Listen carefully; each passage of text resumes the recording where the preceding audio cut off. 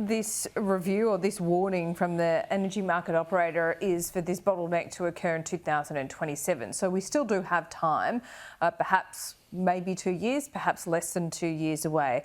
What do you think needs to be done? Does there need to be a doubling down on getting these transmission lines actually built? And I mean, I know you're blaming Chris Bowen, but isn't Victoria, your state, part of the big problem here?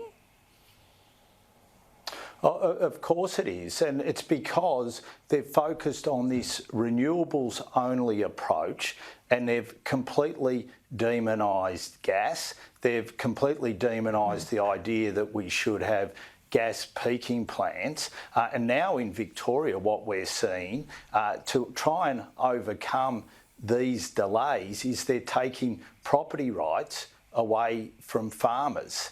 It's because they haven't got the plan right, and in particular because they've focused on renewables only.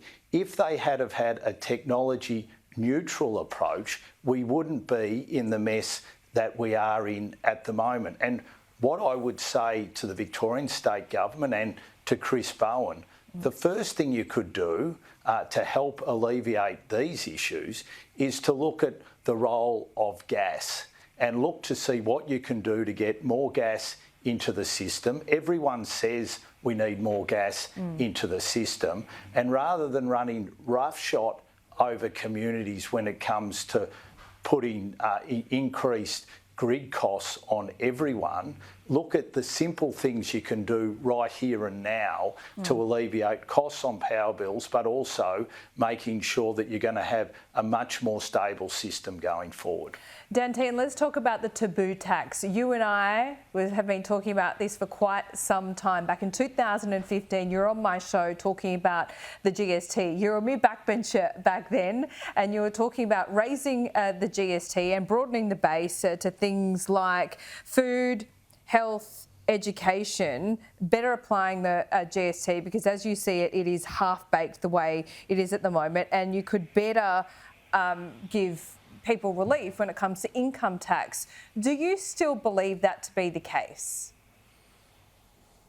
Well, what I believe is that we have to be able to reduce taxes in this nation. And the one thing that I'm deeply concerned about when it comes to this great new productivity fair that the government is looking to conduct is that we're not seeing the government say, right, we want to be able to reduce the overall tax take. We want to be able to reduce the overall tax burden on individuals. Now, if we can come up with a way that reduces the overall tax burden, then absolutely we should look at all options. But when it comes to this government, all we see is them looking at ways to increase people's tax bills. And that is not what we need at the moment. It's not what this nation needs at the moment. No, certainly not. But that argument you made about the GST in 2015 is as true now as it was 10 years ago. It was politically taboo then.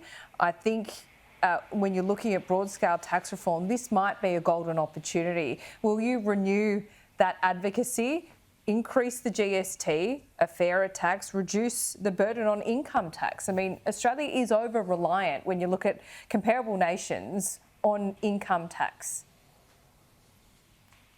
Well, obviously, as an opposition, we will be looking at our economic policy, we'll be looking at our tax policy going forward. Now, as a senior member of the Shadow Cabinet, I look forward to working with Ted O'Brien to make sure that we take an economic policy to the next election and a tax policy to the next election.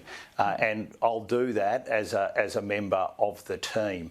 And what I'll also be doing is making sure that when it comes to energy policy, that I'm looking at ways that we can make sure that energy remains affordable in this country and remains reliable. And we'll develop all those policies going forward. As a senior member of the team, obviously I've got to do everything that I do. I'm picking up what you're putting down. I tell you what, I I miss you being a backbencher. We should go back to the backbench so you tell me what you really think right now. But just let me put this last question to you then, Dan. I'll have one last crack.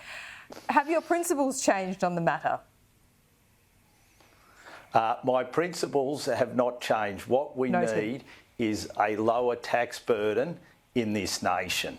And we need to look at ways that we can reduce the tax burden, because if we're going to make sure that our economy continues to grow, if we're going to make sure that we remain internationally competitive as a nation, then we've got to have a competitive tax system.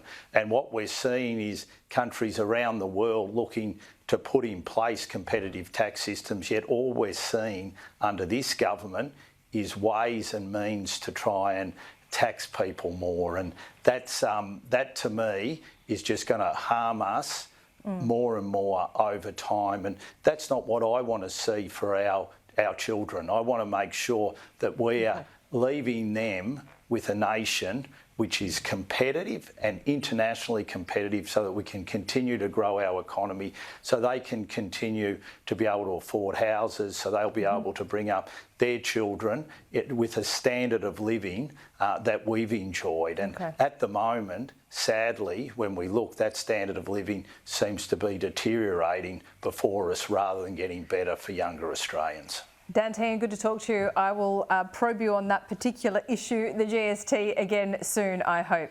See you soon. Thanks.